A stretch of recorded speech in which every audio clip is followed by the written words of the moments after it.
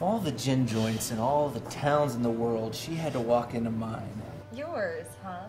I seem to remember that it was I who introduced you to this little dive. Yeah, I suppose you did. How are you doing, Allison? I'm pretty okay. How are you, James? Getting by, I suppose. You mind if I join you? No, please, sit down. You look good. Thanks. You're not looking too bad yourself. I see being a Texan suits you. I don't know if living in Austin makes me a Texan. At least not by the standards of the rest of the state. Yeah, you never were one to walk away from a debate. Especially when I'm right. Which is oh so often. Yeah. Well. It was probably more often than I gave you credit for.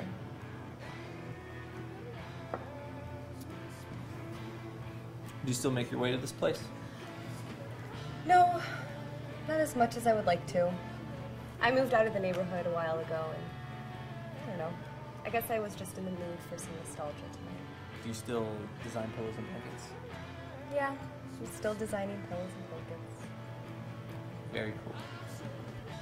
Do you remember that one blanket that I based off of your flannel shirt? Yeah, I think so. It was for a kid's blanket or something.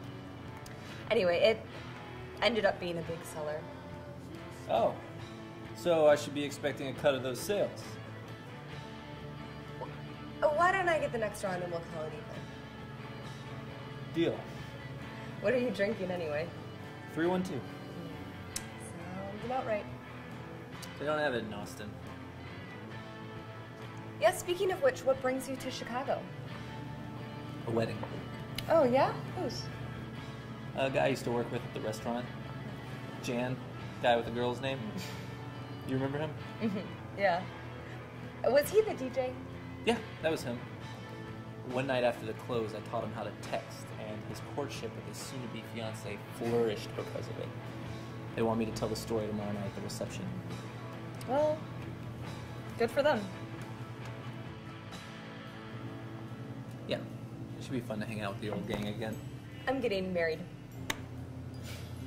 I'm sorry that I didn't call you. Well, it would have been weird if you did. We haven't talked in a long time. Well, you did leave town. Well, staying didn't feel right. I've missed the city, though. Yeah, I always wanted to ask you, why Austin? It just felt right. That's it? Yeah. Staying didn't feel right. Going to LA didn't feel right. Austin felt right. So that's how you made a major life decision, based off of a feeling. How do you make them? I don't know, I guess. I don't know. Okay, well, I take the situation, I look at it, I assess it, and... Well, I mean, what does it mean for something to feel right? I mean, does anything ever feel right? Well, I looked at the situation. I had a job offer in Austin. You know, I had friends I could stay with until I found my own place. I liked the city. I had options in other places, but Austin was where I wanted to be. It's what I wanted to do. So it's like a leap of faith. Sure, to a certain degree. But what's the worst that could happen if I was wrong? I go somewhere else. I wasn't going to do anything that couldn't be undone. You could always make things like this sound so easy. I mean, be honest, you weren't scared at all.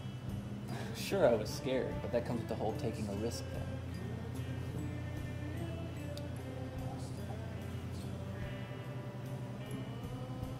It doesn't hurt that you've always been an idealist. Well, that's because I never believed anything to be as complicated as you did. Things can be complex, but they don't have to be complicated. Says you.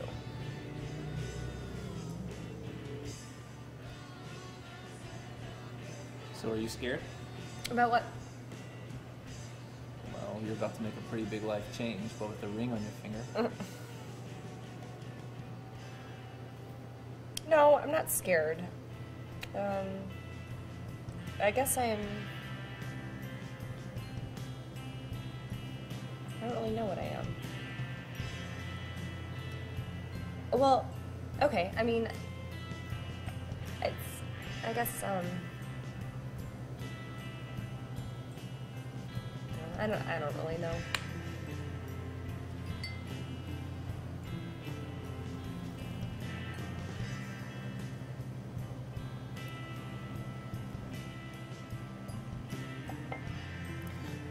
I should probably get going.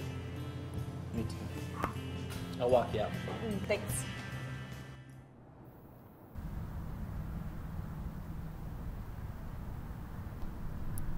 Well, I'm just down here.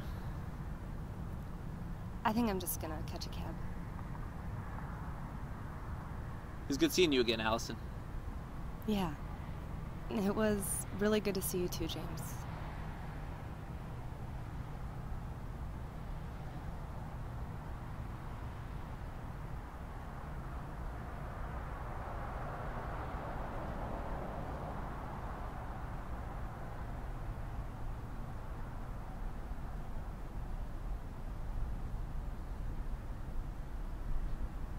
Well, good night.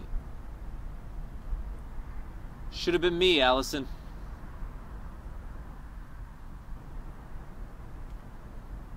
Should have been me that put a ring on your finger.